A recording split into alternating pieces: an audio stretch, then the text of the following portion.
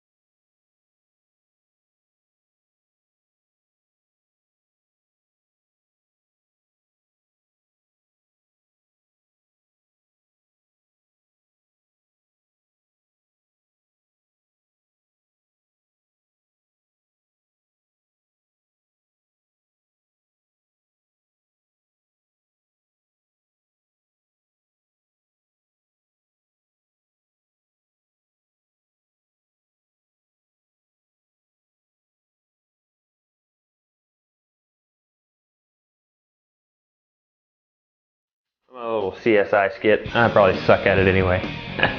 Okay, good news. We're going to start on a woodworking project. Finally. The start today is another project for the Sharp family, Mark and Judy, that live down in Norman.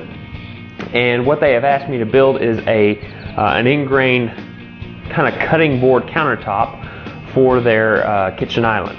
And they have wooden floors that run a certain direction, and if I make a traditional butcher block countertop, the grain is going to be running the opposite direction that their floors are. Kind of help disguise that, we're going to make it Ingrain. Ingrain in general, not only is it beautiful, it's very durable. Plus, if they decide that the store-bought island that they have that's going to fall apart eventually, they could easily take that countertop off and put it on a custom-made one or another store-bought one if they decide to change it out. But we're going to get started on that today. But first, before we do that, we have to run in my mini storage unit because I still don't have my wood storage rack made yet to hold all of my wood. I inherited a stack of probably about maybe 20 planks of sugar pine that were given anywhere between 8 inches wide to 13 inches wide, every one of them about 10 feet to 12 feet long. That's what we're going to use for this butcher block countertop. And I know that pine's not exactly the proper choice for a butcher block countertop, but like I said, we're going to be putting an epoxy coating over this that's going to make it look like a piece of glass is going to be sitting on it. So pine or not, it's going to be just as durable as any hardwood that you might use. And since this is not going to be used as a butcher block top for cutting on, I'm not worried about the wood of choice. The homeowners wanted something inexpensive but beautiful at the same time, and Ingrain pine, just like any Ingrain on any wood, is just as gorgeous. And it's a good thing this is a man cave, because I hadn't even had the wood home 30 seconds and I've already damaged my new ceiling. Crap. Okay, now traditionally when countertops are made, they are made in what's called a butcher block style, which is basically long grain of the board runs the length of the countertop.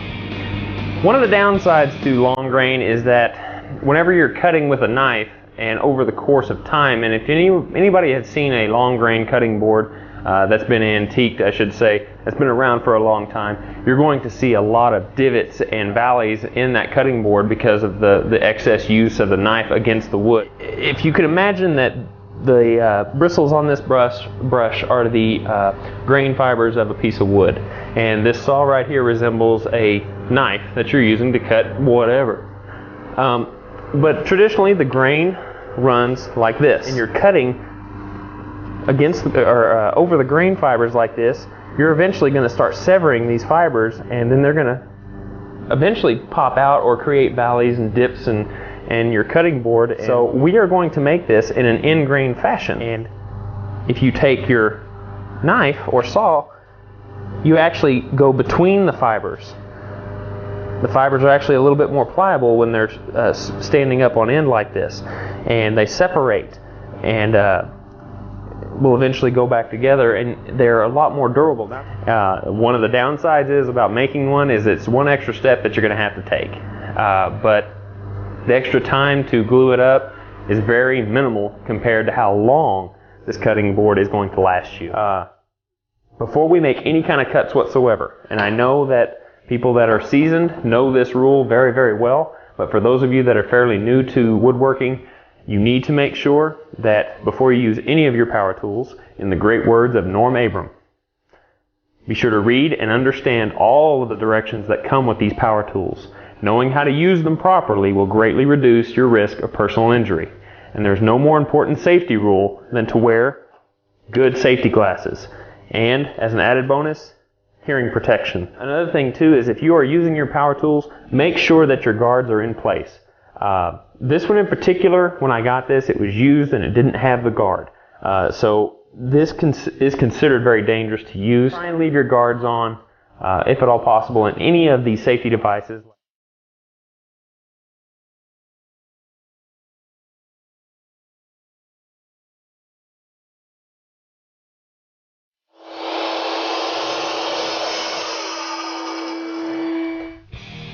Can you see me? Now, when trimming your boards down to size, be sure you cut them in excess to allow enough room for milling purposes through the planer and sander. This will save you in the long run, trust me.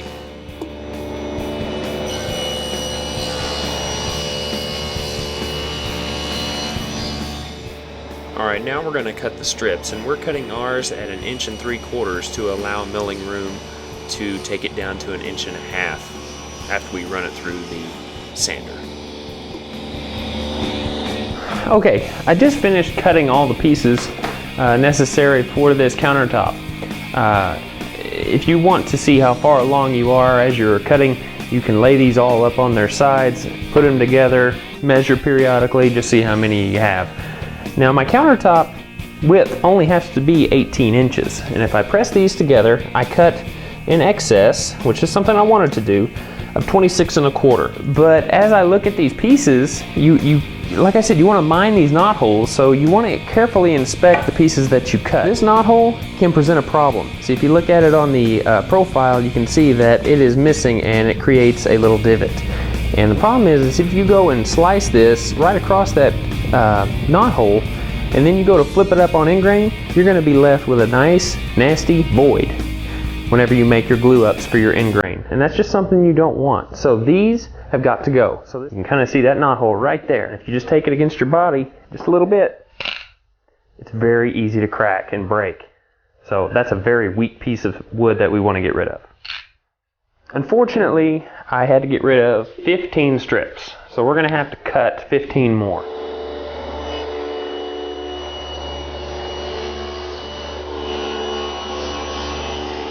Now, before gluing up any of your wood pieces, make sure that your wood glue is FDA approved for indirect food contact. Titebond 2 and 3 are, but remember, Titebond 1 is not. Now, when doing your glue ups, you want to take great care in knowing that you have a lot of boards to glue up here, so you want to be very quick in how you do this. Just put glue on one surface and make sure it's an ample amount before gluing them all together. Putting clamps at numerous locations, and before tightening it down, make sure that it's good and flat. Then just put it away to dry.